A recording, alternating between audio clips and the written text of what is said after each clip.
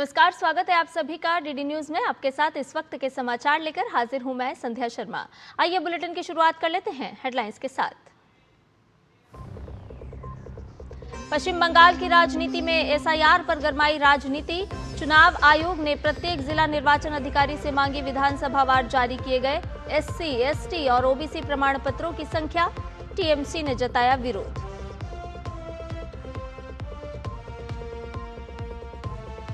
अरावली मामले पर supreme court में 3 जजों की पीठ आज करेगी सुनवाई। मामले में उठे विवाद को देखते हुए शीर्ष अदालत ने स्वतः लिया था संज्ञान।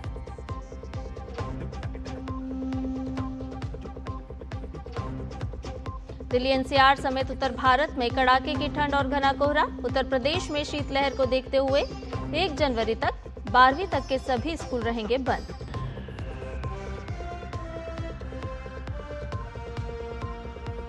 गाजा शांति समझौते और हिजबुल्लाह के साथ तनाव के बीच नेतन्याहू की ट्रंप से होगी मुलाकात। अमेरिका का फिलिस्तीन एनक्लेव में ट्रांजिशनल गवर्नमेंट और अंतर्राष्ट्रीय सुरक्षा बल स्थापित करने पर जोर।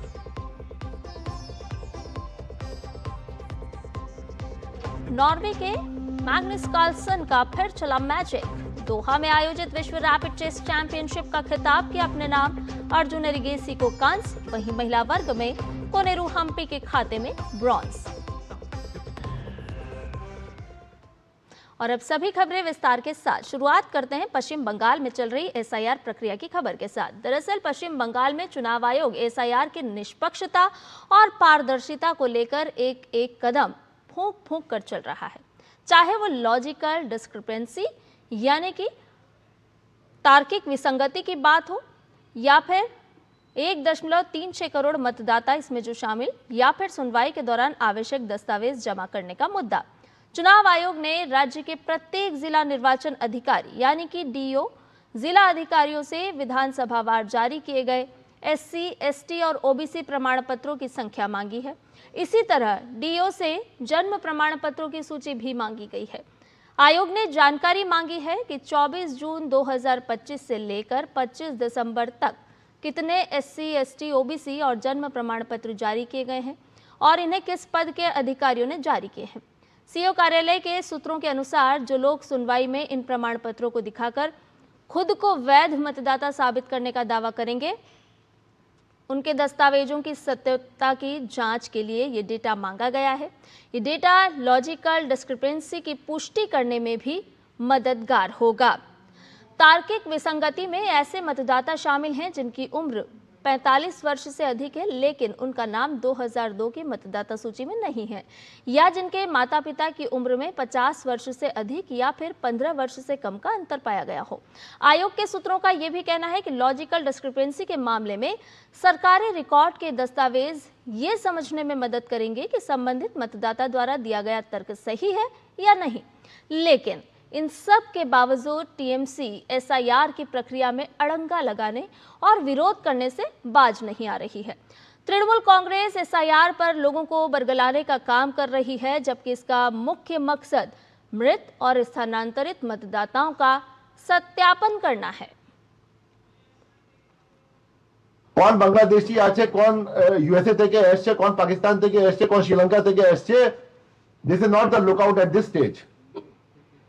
Any person who is a voter on 2710 वो legal right আছে এটা examination from power, and after that if he signs then it is a legal right to come in the खसरा तालिका যেটা এসছে আজকে।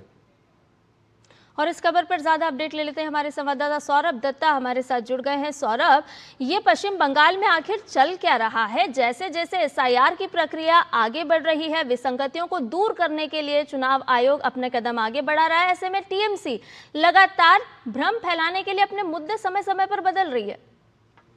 संध्या, देखिए यही बात बार बार सामने आ रहा है कि टीएमसी चुनाव आयोग के हर कदम को लेकर इतना विरोध क्यों जता रही है। और इस बार की जो विरोध है, जो उनका जो मुद्दा है, जो ये लॉजिकल डिस्क्रिपेंसी को लेके, जहाँ पे 7 कैटेगरी है, जहाँ पे ये है कि 15 साल से भी ज्यादा पिता माता के साथ उनके संतान का वयस्क एज का अंतर, उम्र का अंतर, और कहीं कहीं पे ये भी है कि 2002 में वो वोटर नहीं थे, लेकिन अब उनका उम्र 45 से ज्यादा। तो ऐसे सारे जो 7 कैटेगरीज हैं, तो वो जो फिगर्स है 1,36,00,000, उस फिगर्स को लेके कहीं ना कहीं टीएमसी में घबराहट है, क्योंकि टीएमसी समझ रही है, टीएमसी का ये कहना है कि ये लॉजिकल डिस्क्रिपेंसीज का फिगर कहां से आया। और चुनाव आयोग का कहना है कि उन्होंने इनुमरेशन फॉर्म जो डिजिटलाइज हुआ है उसको बारीकी से जांच किया है, जांच करके ये सारे जो पॉइंट है उन्होंने निकाला है कि ये कैसे हो सकता है। उनके मन में ये सवाल है, वो सवाल को वो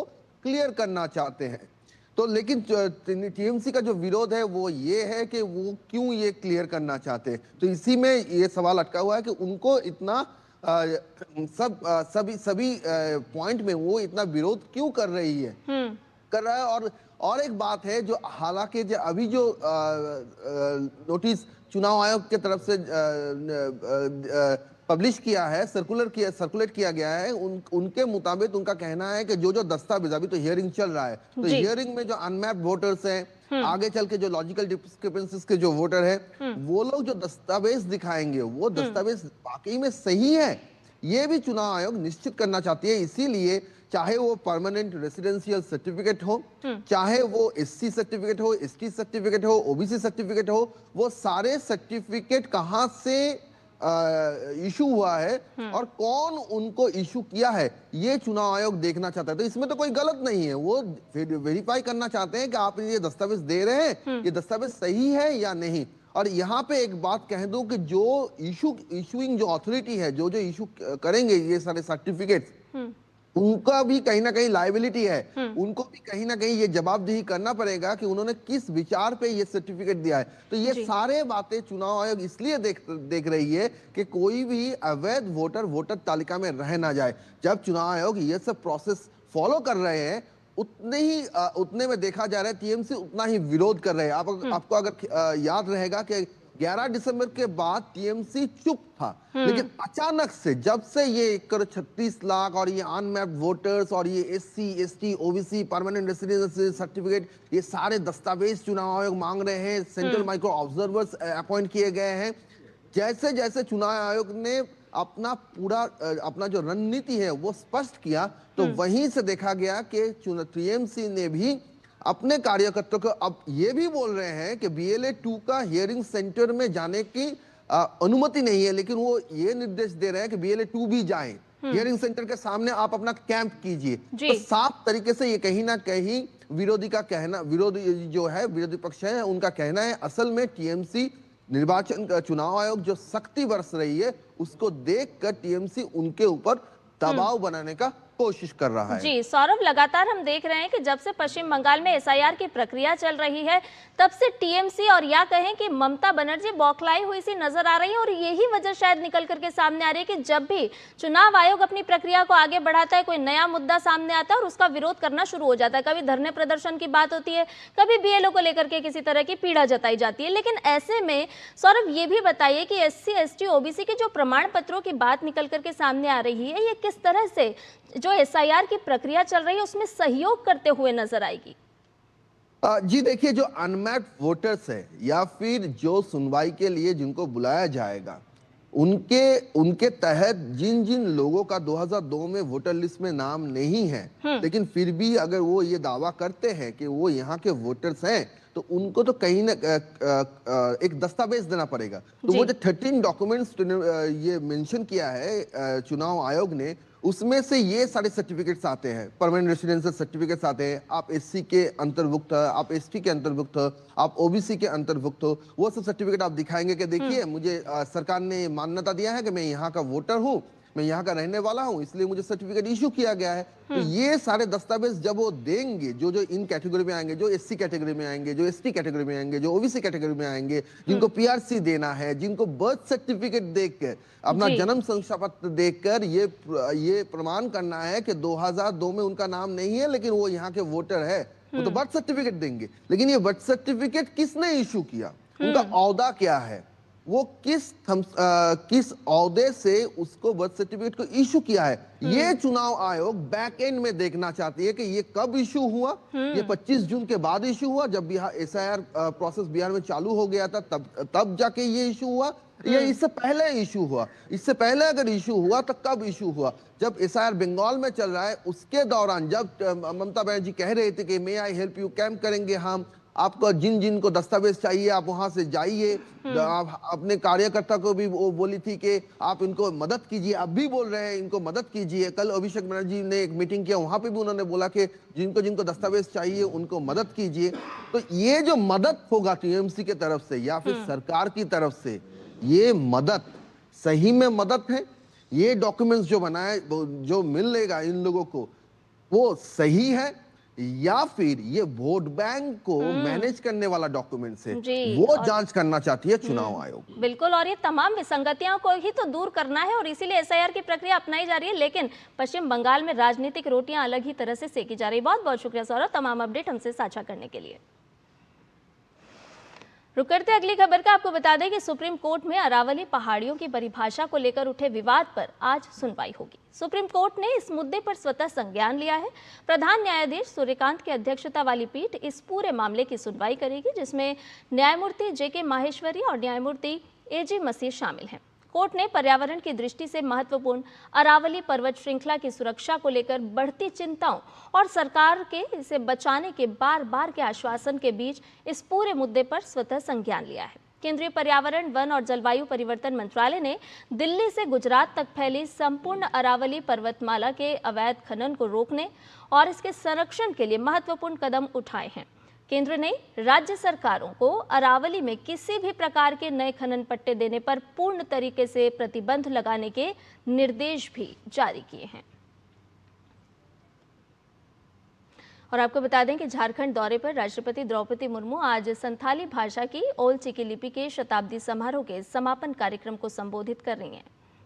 वो ओल चिकी लिपि के निर्माता पंडित रघुनाथ मुर्मू को उनकी आवक्ष प्रतिमा पर माल्यार्पण कर श्रद्धांजलि अर्पित करेंगी। इसके बाद राष्ट्रपति राष्ट्रीय प्रौद्योगिकी संस्थान NIT जमशेदपुर के 15वें दीक्षांत समारोह को संबोधित करेंगी।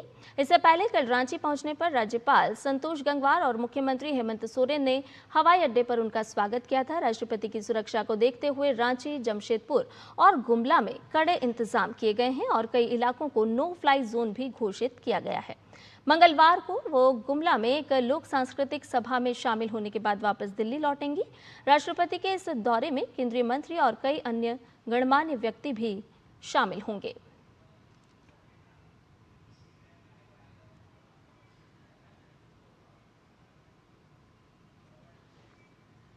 और अब बात करते हैं मौसम की। देश के अधिकांश हिस्सों में कड़ाके की ठंड का सिलसिला जारी है। भीषण सर्दी और कोहरे से आम जनजीवन अस्त व्यस्त हो रहा है। दृश्यता कम होने से सड़कों पर वाहन चालकों को परेशानी का सामना करना पड़ रहा है।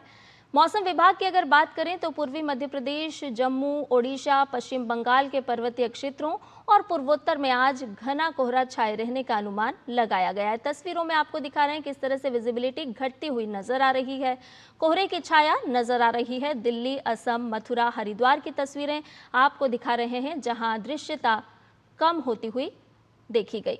हिमाचल प्रदेश, पंजाब, हरियाणा, चंडीगढ़, उत्तर प्रदेश, उप हिमालय, पश्चिम बंगाल, बिहार, ओडिशा और पूर्वोत्तर में अगले कुछ दिनों तक घने कोहरे का अनुमान मौसम विभाग ने जताया है। और इस दौरान सोमवार को दोपहर तक दिल्ली में 15 किलोमीटर प्रति घंटे की रफ्तार से हवा चलने और दोपहर बाद 10 किलोमीटर प्रति घंटे तक इसके कम होने की संभावना है। इसके अलावा उत्तरी राजस्थान, मध्य प्रदेश और छत्तीसगढ़ में आने वाले कल तक शीतलहर की आशंका जताई गई है, जबकि अंडमान निकोबार द्वीप समूह में 31 दिसंबर तक तेज हवा और गरज चमक के साथ वर्षा हो सकती है। दिल्ली में शीतलहर और कोहरे ने लोगों की परेशानी बढ़ा दी है। दृश्यता कम होने से लोगों को आने जाने में दिक्कत हो रही है और वहीं ट्रेनें देरी से चल रही हैं, तो पर्यटन के लिए आ रहे लोगों को मायूस होना पड़ रहा है। हम सारे दोस्त आए थे मेरे, उन्हें दिल्ली गेट दिखाना था, लेकिन इतना कोहरा, इतना स्मॉग है कि हम देख ही नहीं पा रहे। हम ऑटो से आ रहे थे और हमें आगे की गाड़ियां तक नहीं दिख रही है। और हम सुबह इंडिया गेट देखने आए हैं और आप देख सकते हैं कोहरा ही कोहरा है, कोहरा ही कोहरा। मैं पैराग्लाइडिंग तो नहीं कर रहा हूँ, लेकिन यहाँ पे भी बहुत कोहरा है दोस्तों। सुबह आने में दिक्कत हो रही है। ठंड बहुत है। पीएससी मोड़ से आ रहा है, नमक भट्टी चौराहा सब जगह दुकान खोलने, बहुत ठंड है, बहुत गलन है।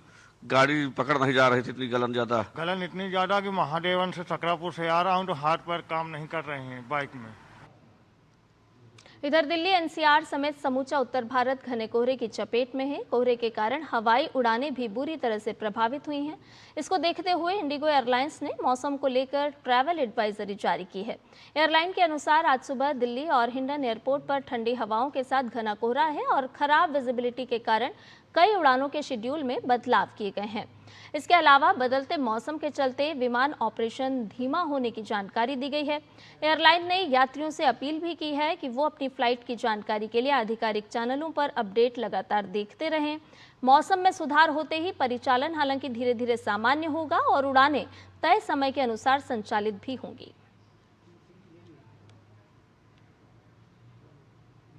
उत्तर प्रदेश में लगातार गिरते तापमान और घने कोहरे के कारण जनजीवन बुरी तरह प्रभावित है। सुबह और देर रात की अगर हम बात करें तो ठंड का प्रकोप ज्यादा देखने को मिल रहा है और इसी को ध्यान में रखते हुए मुख्यमंत्री योगी आदित्यनाथ ने शिक्षा विभाग को निर्देश दिए हैं कि छात्रों की सेहत से कोई समझौता ना किया जाए और स्कूलों को अस्थायी रूप से बंद रखा जाए। सीएम योगी के निर्देश के बाद प्रदेश भर में नर्सरी से लेकर कक्षा 12वीं तक के सभी विद्यालयों को 1 जनवरी तक बंद रखने के आदेश जारी कर दिए गए हैं, जिसमें आईसीएसई, सीबीएसई, यूपी बोर्ड सहित अन्य बोर्ड शामिल हैं। सीएम योगी ने अधिकारियों को आदेश जारी करते हुए कहा है कि सभी अधिकारी क्षेत्र भ्रमण पर रहेंगे, कंबल और अलाव की व्यवस्था सुनिश्चित करेंगे और इसके साथ ही सभी रैन बसेरों में आवश्यक व्यवस्था सुनिश्चित करने के भी आदेश जारी किए गए हैं। समाचार में खबरें और भी हैं, लेकिन फिलहाल एक छोटे से ब्रेक के लिए रुक रहे हैं, जल्द हाजिर होंगे।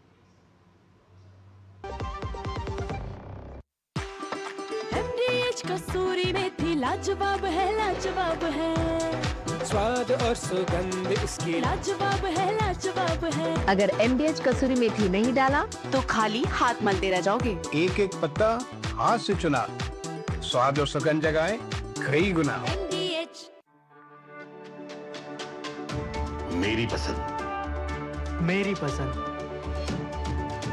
मेरी पसंद, मेरी पसंद, हमारी पसंद, हम सबकी पसंद। मजबूत देश का मजबूत सरिया हो गया स्टील।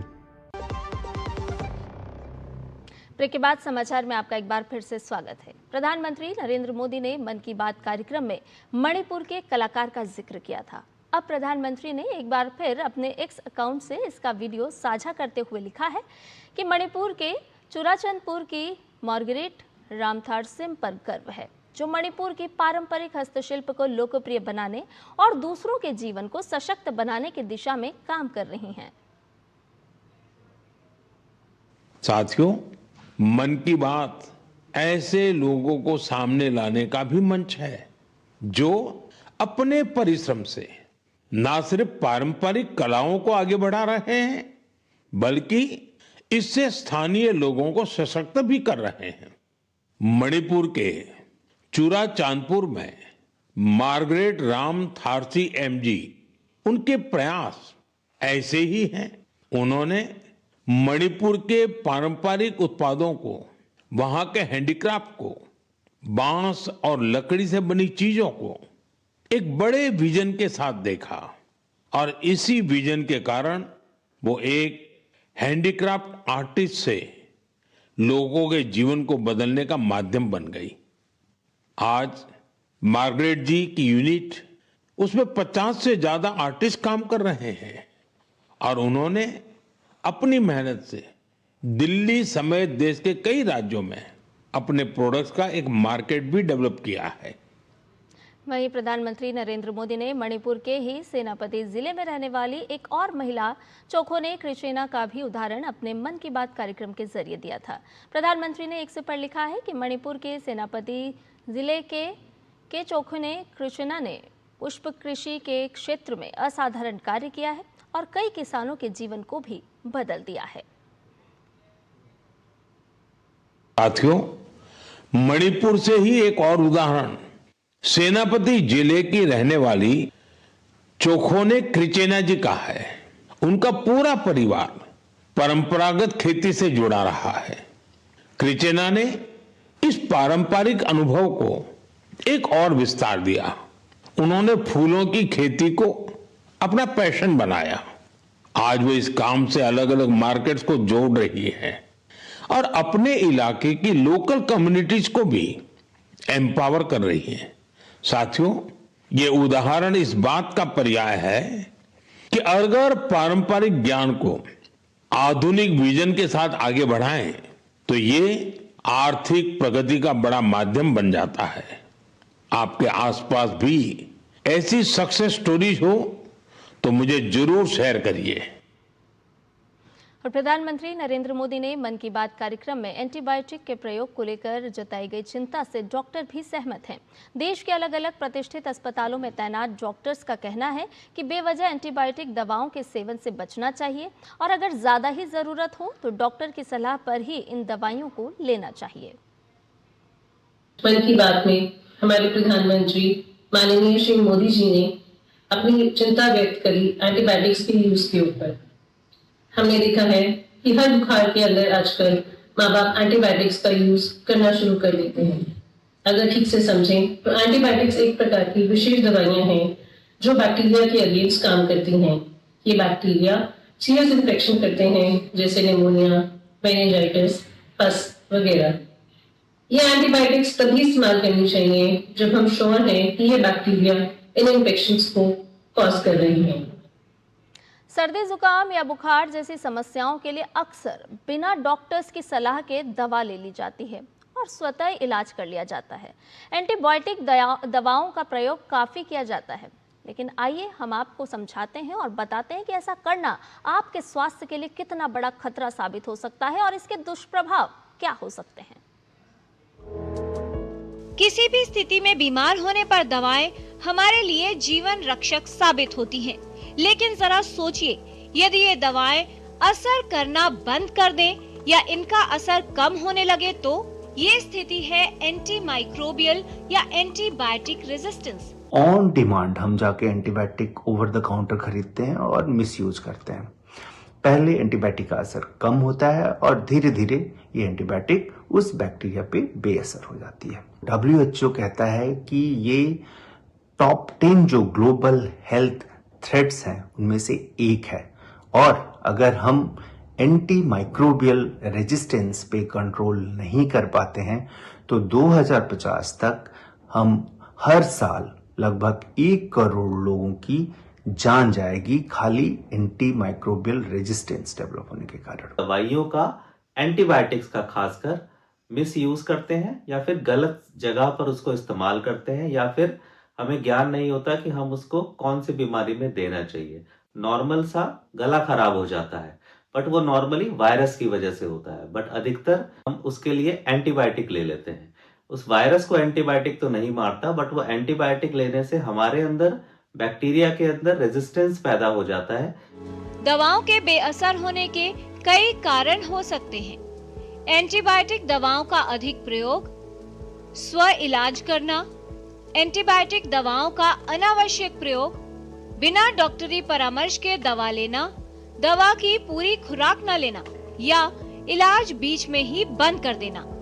इन सभी कारणों से धीरे धीरे दवाओं का असर कम होने लगता है। मन की बात में हमारे प्रधानमंत्री माननीय श्री मोदी जी ने अपनी चिंता व्यक्त करी एंटीबायोटिक्स के यूज के ऊपर।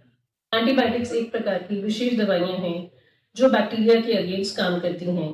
ये बैक्टीरिया सीरियस इन्फेक्शन करते हैं जैसे निमोनिया, मेनिंजाइटिस, पस वगैरह।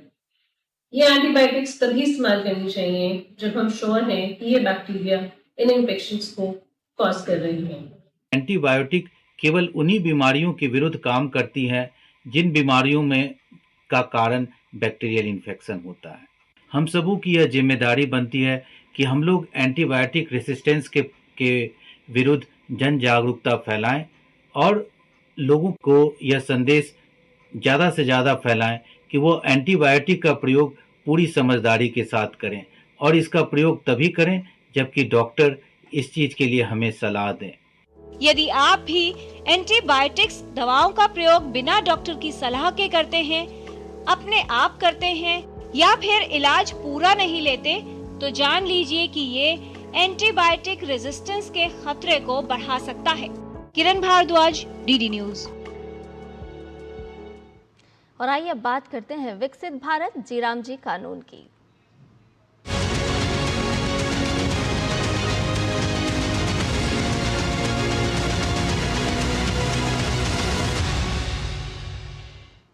विकसित भारत जीराम जी योजना पर उत्तराखंड के लोगों ने खुशी व्यक्त की है।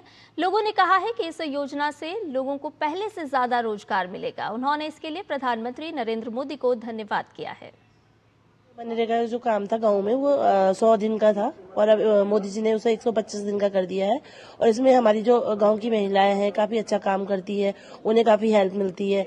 जैसे कि गांव में आपको पता ही है कि कोई रोजगार के साधन नहीं है, तो मनरेगा रोजगार का बहुत बड़ा साधन है गाँव की महिलाओं के लिए। पहले 100 दिन मनरेगा की दिहाड़ी करी जाती थी ग्रामीण द्वारा, और अब वही ये दिहाड़ी अब 125 दिन है, जिसका एक ग्रामवासियों के लिए भी फायदा है कि जो 125 दिन अब वो काम कर सकते हैं साल भर में। और इसका सबसे बड़ा फायदा कि पहले मनरेगा में कुछ ही कार्य किए जाते थे, अब बहुत सारे कार्य मनरेगा के द्वारा किए जा रहे हैं। पहले जो मनरेगा नाम से थी उसमें केवल 100 दिन का रोजगार था, अब 125 दिन का कर दिया गया है। और कुछ काम ऐसे थे जो कि गाँव में कम काम थे, उसमें काम बढ़ा दिए गए हैं। तो मैं समझता हूँ इस योजना से और मजदूरों को और अधिक फायदा होगा। एक परिवार को पहले केवल 100 दिन का रोजगार मिलता था, अब 125 दिन का मिलेगा, इस हिसाब से भी फायदा होगा। दूसरी बात, जो काम बढ़ाए गए हैं, पहले तो बहुत कम काम थे इसमें, अब थोड़ा कामों की संख्या बढ़ाई गई है। केंद्र सरकार के नए कानून वीबी जीराम जी से राज्यों की तिजोरी में भारी बढ़ोतरी होने वाली है। स्टेट बैंक ऑफ इंडिया की ताजा रिपोर्ट विपक्ष के उन सभी आरोपों को खारिज कर रही है जिसमें राज्यों पर वित्तीय बोझ बढ़ने की बात कही जा रही थी। रिपोर्ट के आंकड़ों के मुताबिक फंड शेयरिंग के नए नियमों से राज्यों को करीब 17,000 करोड़ रुपए का सीधा फायदा होगा। ये लाभ पिछले 7 वर्षों के औसत आवंटन की तुलना में काफी ज्यादा है। दरअसल रिपोर्ट में उन चिंताओं को गलत बताया गया है जिसमें 60-40 के रेशो के फंडिंग की हिस्सेदारी से राज्यों पर बोझ बढ़ेगा। आंकड़ों के हिसाब से अगर देखें तो पिछले 7 साल के औसत आवंटन के मुकाबले अब राज्यों को ज्यादा पैसा मिलेगा। उत्तर प्रदेश और महाराष्ट्र इस लिस्ट में सबसे ऊपर हैं जिन्हें सबसे ज्यादा लाभ मिलने वाला है, जबकि बिहार और छत्तीसगढ़ भी बड़े फायदे में रहने वाले हैं। तमिलनाडु जैसे राज्यों को लेकर जो नुकसान की चर्चा हो रही थी वो भी सांख्यिकी सुधार के बाद ना के बराबर पाई गई है। ये पूरा सिस्टम 7 खास पैमानों पर बनाया गया है ताकि पैसों का बंटवारा ईमानदारी और बराबरी से हो सके।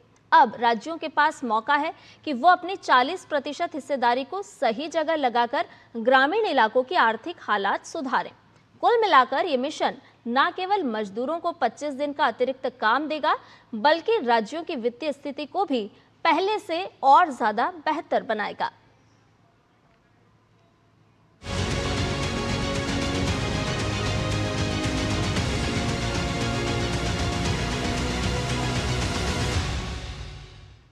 खबरों में बढ़ते हैं आगे। प्रवर्तन निदेशालय ने छत्तीसगढ़ में कई स्थानों पर छापेमारी की है।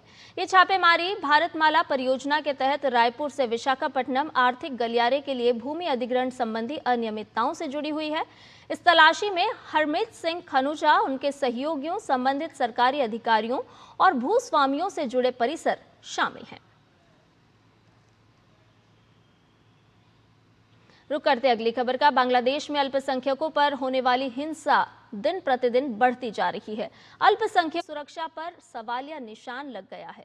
बांग्लादेश में होने वाले 13वें जातीय संसद चुनाव से पहले बांग्लादेश हिंदू, बौद्ध, ईसाई एकता परिषद ने चिंता जताई है और चेतावनी दी है कि राजनीति में धर्म का इस्तेमाल सामाजिक सद्भाव और चुनावों की विश्वसनीयता को कमजोर कर सकता है। गौरतलब है कि पिछले 11 महीनों में अल्पसंख्यकों से जुड़े 2600 से ज्यादा हमले और कम से कम 90 मौतें दर्ज की गई हैं। मेमनसिंह में हिंदू मजदूर की हत्या के बाद अल्पसंख्यकों की सुरक्षा और बढ़ती हिंसा को लेकर संयुक्त राष्ट्र इस हत्या की निंदा की है और अल्पसंख्यकों की सुरक्षा की अपील भी की है। ऐसे में बीएनपी के कार्यकारी अध्यक्ष तारिक रहमान की वापसी के साथ बांग्लादेश में राजनीतिक गतिविधियां अब तेज हो गई हैं और इसके साथ ही छात्र नेतृत्व वाली नेशनल सिटीजन पार्टी में जमाते इस्लाम के साथ संभावित गठबंधन को लेकर दरारें सामने आई है। पार्टी के लगभग 30 नेताओं, जिनमें ज्यादातर महिलाएं हैं, इन्होंने इस कदम का विरोध किया है और 1971 के मुक्ति संग्राम में जमात की विवादास्पद भूमिका का हवाला भी दिया है। 2 वरिष्ठ नेताओं ने इस्तीफा दे दिया है और चेतावनी दी है कि गठबंधन से जनता का भरोसा कम हो सकता है।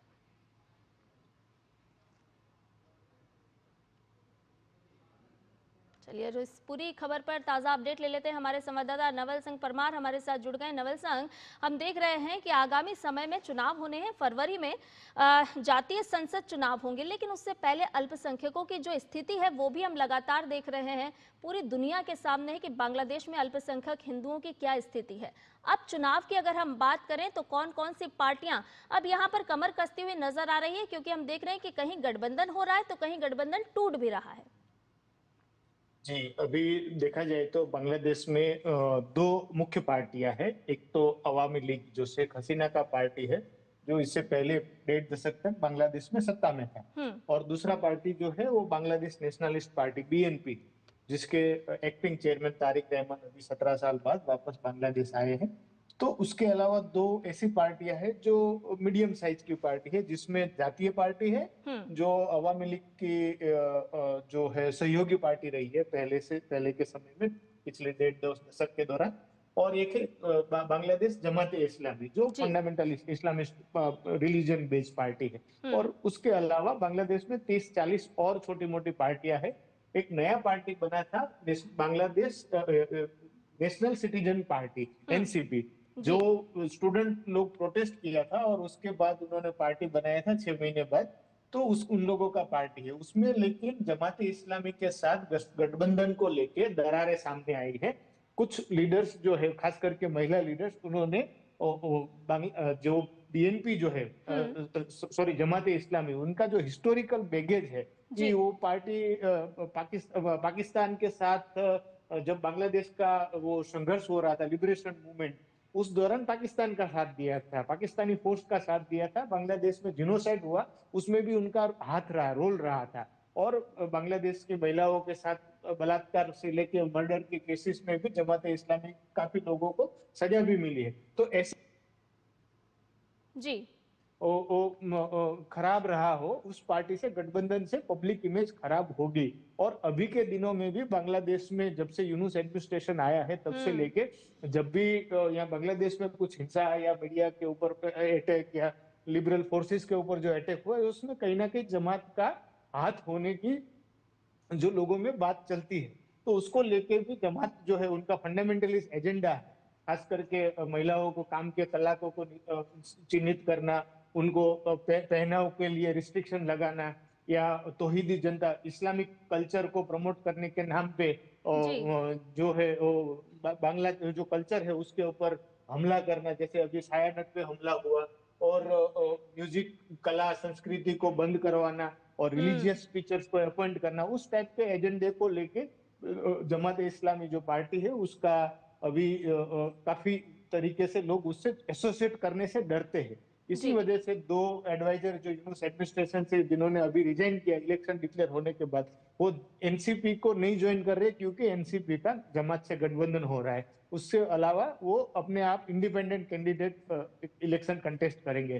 तो ये यहाँ का पॉलिटिकल सिनेरियो है। नवल सिंह, देखिए बांग्लादेश में अल्पसंख्यक हिंदुओं की जो स्थिति है, ऐसे में उनकी रक्षा और सुरक्षा भी एक बड़ा सवाल बनकर के सामने उभरी है। ऐसे में कई नई पार्टियों का उदय होते हुए भी क्या हम देख पा रहे हैं? बात कही जा रही है कि हिंदुओं की नई आवाज बनते हुए माइनॉरिटी जनता पार्टी भी सामने आएगी। यस, लेकिन पार्टी तो 2017 में बना था, उसको जो है एक्सेप्टेंस इलेक्शन कमीशन के द्वारा इसी साल अप्रैल मई में मिला है। लेकिन बांग्लादेश में अगर देखा जाए तो हिंदुओं की वस्ती जो है पॉपुलेशन वो 8% के करीब है, लेकिन वो कोई ऐसा रीजन या पॉकेट नहीं है जहाँ पे वो मेजोरिटी में हो। वो हिंदुओं की पॉपुलेशन जो है स्कैटर्ड है पूरे बांग्लादेश में, 2-4 पॉकेट को छोड़ के जहाँ पे 30-35-40% पॉपुलेशन है 2-3 कॉन्स्टिट्यूएंसी में, उसके अलावा कोई भी जगह पे हिंदुओं का पॉपुलेशन ऐसा नहीं है कि वो निर्णायक हो और उनके बलबूते पे इलेक्शन जीता जाए। जब कोई फर्स्ट पास दी पोल सिस्टम वाला इलेक्शन है जिसमें सबसे ज्यादा सीट जिसको मिलेगा, नंबर मिलेगा, वोट मिलेगा, वो सीट निकालेगा। ऐसी स्थिति में हिंदुओं की जो माइनॉरिटी की जो पार्टी है अगर किसी से कोलैबोरेशन नहीं करती है तो उनके लिए सीट्स जीतना, वोट जो है वोट बेस है बांग्लादेश में हिंदुओं का, उसको सीट में कन्वर्ट करना मुश्किल होगा। हालांकि इस वोट बैंक को साधने का प्रयास भी नवल सिंह लगातार किया जाएगा, ये भी माना जाए। हाँ यस, प्रयास किया जाएगा, लेकिन अभी तक उनका कोई पोल अलायंस नहीं हुआ है और इतना कोई प्रोमिनेंट फेसेस जो है माइनॉरिटी से वो उस पार्टी से नहीं जुड़े हैं अभी तक। जी बहुत शुक्रिया नवल संघ तमाम अपडेट हमसे साझा करने के लिए। चलिए बढ़ते हैं आगे और भी खबरों से आपको रूबरू कराएंगे, लेकिन फिलहाल एक छोटे से ब्रेक के लिए रुक रहे हैं। इसको तो फुटबॉल खेलना भी आ गया और इसे तो पियानो बजाने भी आ गया। चंद्रयान भी उतर गया चांद पर हमें अब तक टेस्टी राजमा बनाना नहीं आया। बिना MDH राजमा मसाला के टेस्टी राजमा कैसे बनेगा? स्वादिष्ट राजमा के लिए MDH राजमा मसाला। क्या स्वादिष्ट राजमा बनाए? MDH। जब धरती चीर कर निकलता है लोहे का पत्थर और मिलता है मोंगिया के जोश से, फिर तपता है, पिघलता है और बनता है फौलाद। अब होता है सरिया सारी खूबियों के साथ। मोंगिया स्टील, मजबूत देश का मजबूत सरिया। ब्रेक के बाद समाचार में आपका एक बार फिर से स्वागत है। वंदे मातरम के 150 वर्ष पूरे होने पर जश्न मनाया जा रहा है।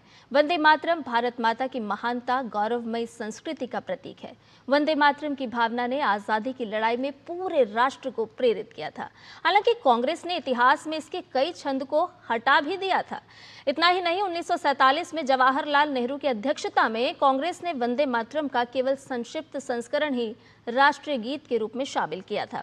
इस निर्णय के पीछे राजनीतिक और सांप्रदायिक कारण भी माने जाते हैं। तो आइए जानते हैं वंदे मातरम का इतिहास इस रिपोर्ट के जरिए।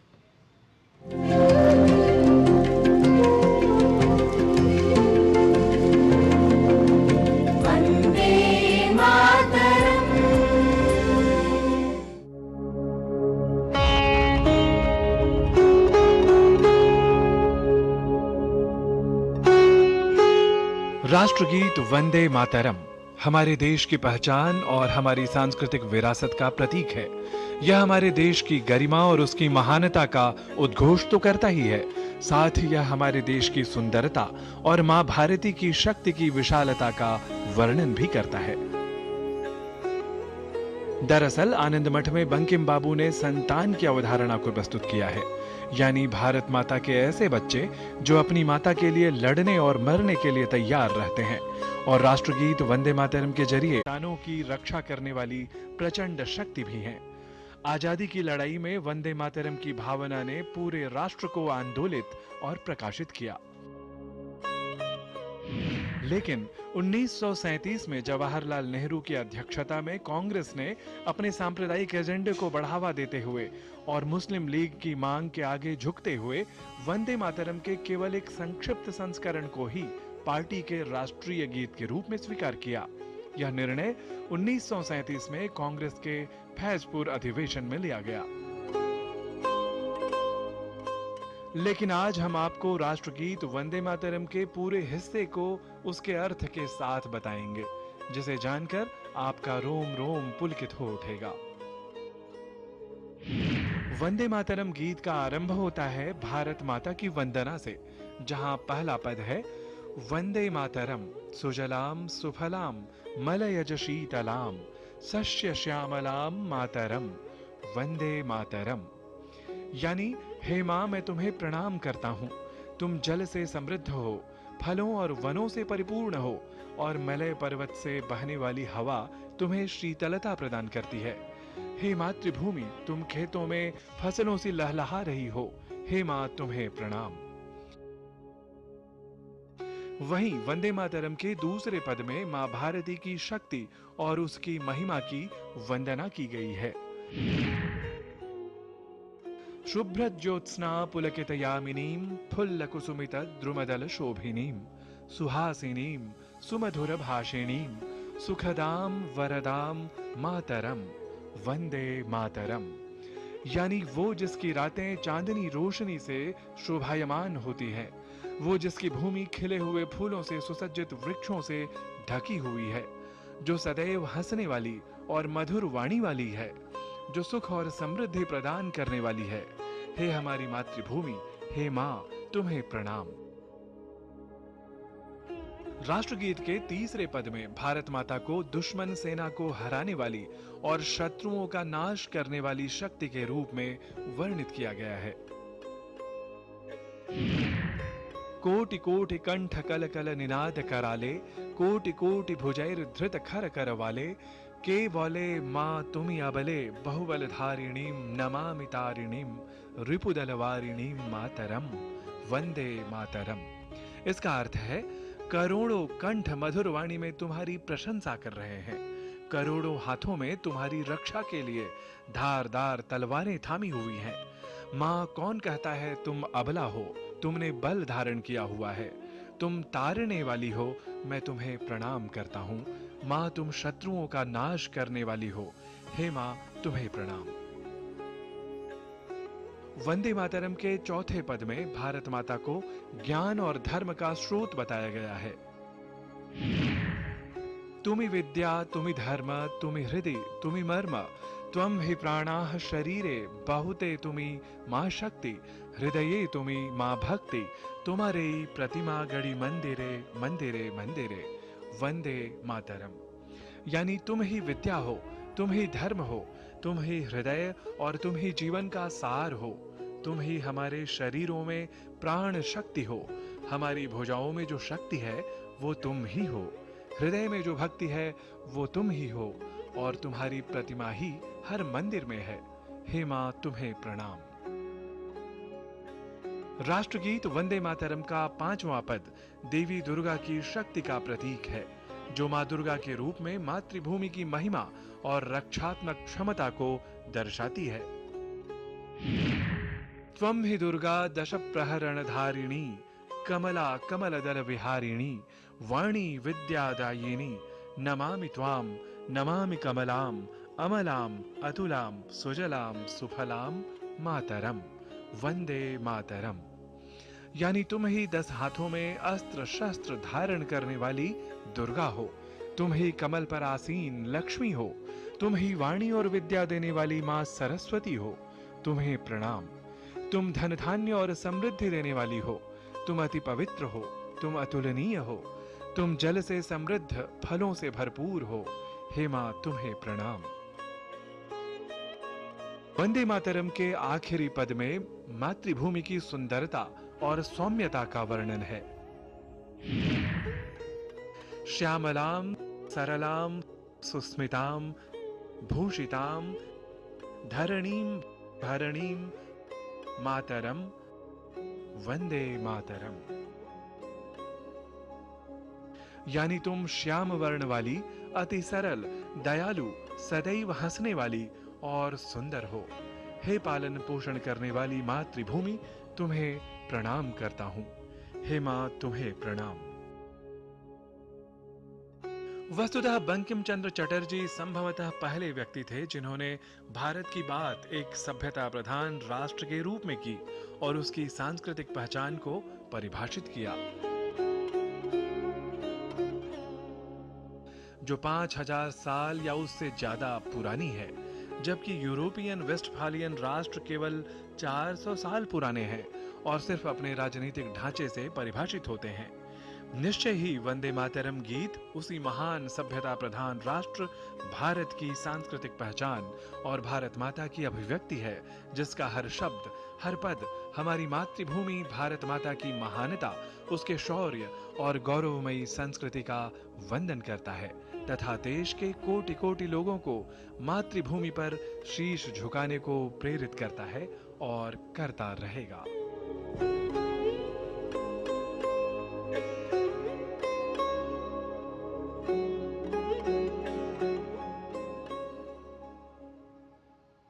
और अब बात ऊर्जा क्षेत्र से जुड़ी हुई ऊर्जावान भारत की करते हैं। जिस तरह से पूरी दुनिया स्वच्छ ऊर्जा और उन्नत प्रौद्योगिकियों की ओर बढ़ रही है, महत्वपूर्ण खनिजों पर नियंत्रण भू राजनीति का नया मोर्चा बन गया है। ऐसे समय में भारत भी अपने ऊर्जा परिदृश्य के भविष्य की पुनर्कल्पना कर रहा है। देश को अधिक उन्नत और सुदृढ़ परमाणु पारिस्थितिकी तंत्र की ओर ले जाने के लिए एक नया विधायी कदम उठाया गया है। सतत परमाणु ऊर्जा दोहन एवं विकास भारत रूपांतरण शांति विधेयक 2025 परमाणु क्षेत्र को नियंत्रित करने वाले कानूनों के आधुनिकीकरण के लिए सरकार के प्रयासों को दर्शाता है। वहीं 2025 में शुरू किया गया नेशनल क्रिटिकल मिनरल मिशन महत्वपूर्ण खनिजों की घरेलू और वैश्विक आपूर्ति श्रृंखलाओं को सुरक्षित करने के लिए भारत की एक महत्वपूर्ण योजना है। इसके साथ ही विद्युत संशोधन विधेयक 2025 तेजी से बढ़ती अर्थव्यवस्था की जरूरतों को पूरा करने के लिए भारत के बिजली तंत्र के कायाकल्प की दिशा में एक बहुत बड़ा कदम है। इसका उद्देश्य भविष्य के लिए तैयार बिजली क्षेत्र का निर्माण करना है, जो किसानों और परिवारों से लेकर दुकानों और उद्योगों तक हर उपभोक्ता को विश्वसनीय, किफायती और उच्च गुणवत्ता वाली बिजली मुहैया करा सके। भारत में हाल के वर्षों में अपने ऊर्जा क्षेत्र को मजबूत करने में महत्वपूर्ण प्रगति की है। ऊर्जा सुधार सिर्फ ऐसे ही नहीं हुआ, ये हुआ कानूनों में बदलाव करने से, सिस्टम को दुरुस्त करने से और क्षमता बढ़ाने से। 2025 में भारत की ऊर्जा कहानी भी ऐसी ही रही। ये वो साल रहा जब सालों से अटके सुधार अब जमीन पर उतरते दिखे।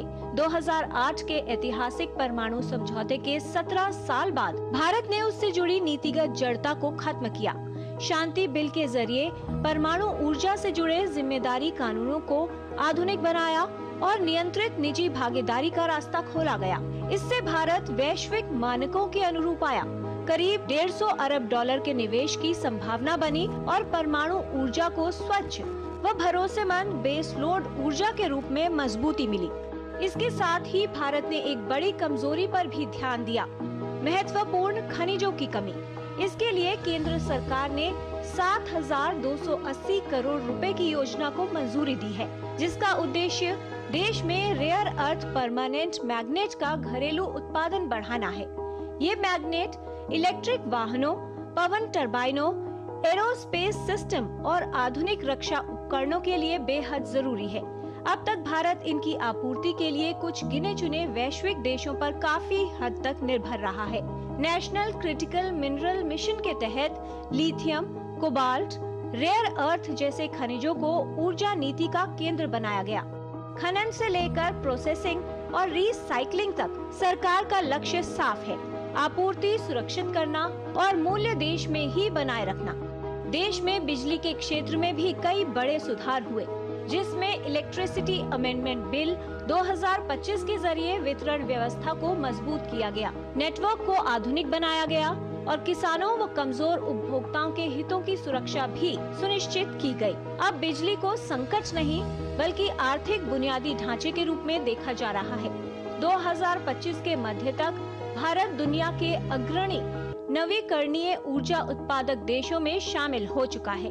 कुल स्थापित नवीकरणीय क्षमता में भारत दुनिया में चौथे स्थान पर है, पवन ऊर्जा में भी चौथे और सौर ऊर्जा में तीसरे स्थान पर है। साल 2014 के बाद से भारत की नवीकरणीय ऊर्जा क्षमता लगभग 3 गुना हो चुकी है, जबकि सौर ऊर्जा की क्षमता में करीब 40 गुना तक का इजाफा हुआ है।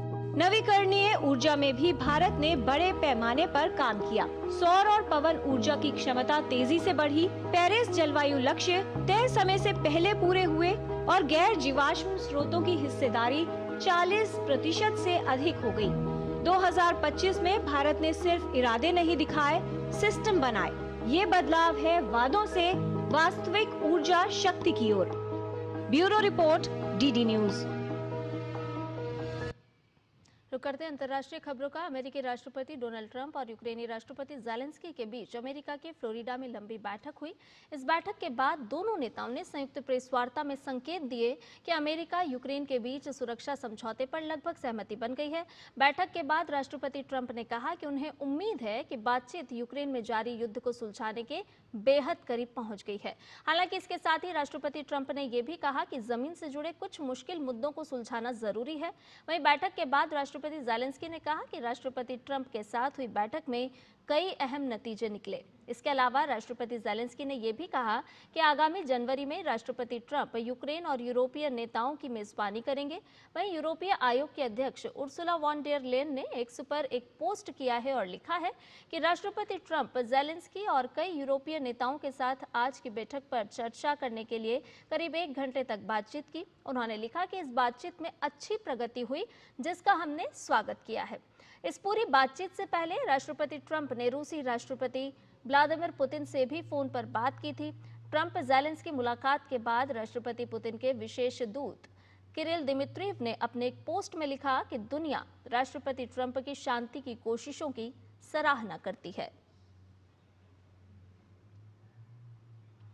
रूस और यूक्रेन के बीच जारी संघर्ष को समाप्त करने के लिए वैश्विक कूटनीति तेज हो रही है। क्रेमलिन के राजनयिक सलाहकार यूरी उशाकोव ने यूक्रेन से मांग की है कि वो बिना किसी देरी के पूर्वी डोनबास क्षेत्र से अपनी सेना वापस बुला ले। ये महत्वपूर्ण घटनाक्रम अमेरिकी राष्ट्रपति डोनाल्ड ट्रंप और यूक्रेनी राष्ट्रपति व्लादिमीर ज़ेलेंस्की की फ्लोरिडा में हुई हालिया मुलाकात के दौरान सामने आया। इसके साथ ही राष्ट्रपति ट्रंप ने रूसी राष्ट्रपति व्लादिमीर पुतिन से भी फोन पर चर्चा की, जहां रूस के मुताबिक दोनों नेताओं ने अस्थायी संघर्ष विराम के विचार को सिरे से खारिज कर दिया। रूस का तर्क है कि अल्पकालिक संघर्ष विराम का उपयोग यूक्रेन पुनः सैन्य शक्ति जुटाने के लिए कर सकता है। शांति बहाली की दिशा में कदम बढ़ाते हुए राष्ट्रपति पुतिन ने अब इस जटिल मुद्दे के समाधान के लिए 2 विशेष कार्य समूह बनाने पर अपनी सहमति दे दी है। रुक करते अगली खबर का। स्पेन के दक्षिणी और पूर्वी प्रांतों में हुई भारी बारिश से बाढ़ की स्थिति बनी हुई है, जिसमें वाहन बहने से एक व्यक्ति की मौत हो गई है और 2 लोग लापता है। अल्हौरेन एल ग्रांडे में राहत और खोज अभियान जारी है। वेलेंसिया में प्रशासन ने रेड अलर्ट जारी करते हुए लोगों से ऊंचे स्थानों पर रहने की अपील की है। वहीं 8 अन्य प्रांतों में ऑरेंज अलर्ट लागू किया गया है।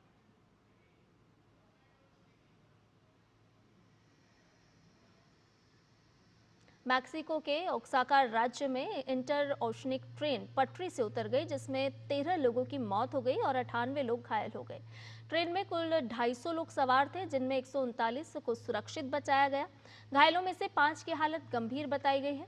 राष्ट्रपति क्लाउडिया शिनबाम और राज्य के गवर्नर सोलोमन जारा क्रूज ने प्रभावित परिवारों के प्रति संवेदना व्यक्त की है और मदद के लिए वरिष्ठ अधिकारियों को घटनास्थल पर भेजा है।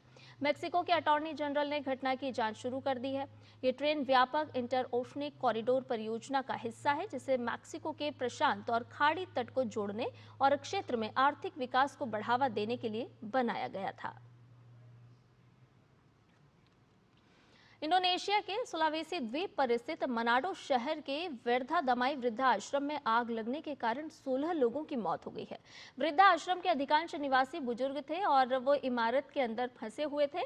आग इतनी भीषण थी कि देर रात आसमान का रंग नारंगी हो गया था। इंडोनेशिया के पुलिस अधिकारी अलामस्या पी हसीबुआन ने बताया कि आग लगने के कारणों की जांच की जा रही है।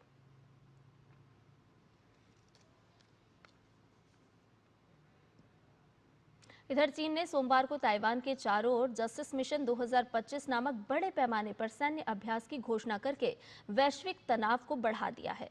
पीपुल्स लिबरेशन आर्मी के अनुसार मंगलवार को द्वीप के पास 5 समुद्री और हवाई क्षेत्रों में लाइव फायर ड्रिल आयोजित की जाएगी। ये सैन्य शक्ति प्रदर्शन अमेरिका द्वारा ताइवान को 11 अरब डॉलर के हथियारों की बिक्री को मंजूरी देने के ठीक बाद शुरू हुआ है। ताइवान ने चीन की इस हरकत को अंतर्राष्ट्रीय मानदंडों का उल्लंघन बताते हुए इसे शांति के लिए सबसे बड़ा खतरा करार दिया है। जवाब में ताइवान के रक्षा मंत्रालय ने भी अपनी सेना को तैनात कर रैपिड रिस्पांस एक्सरसाइज शुरू कर दी है।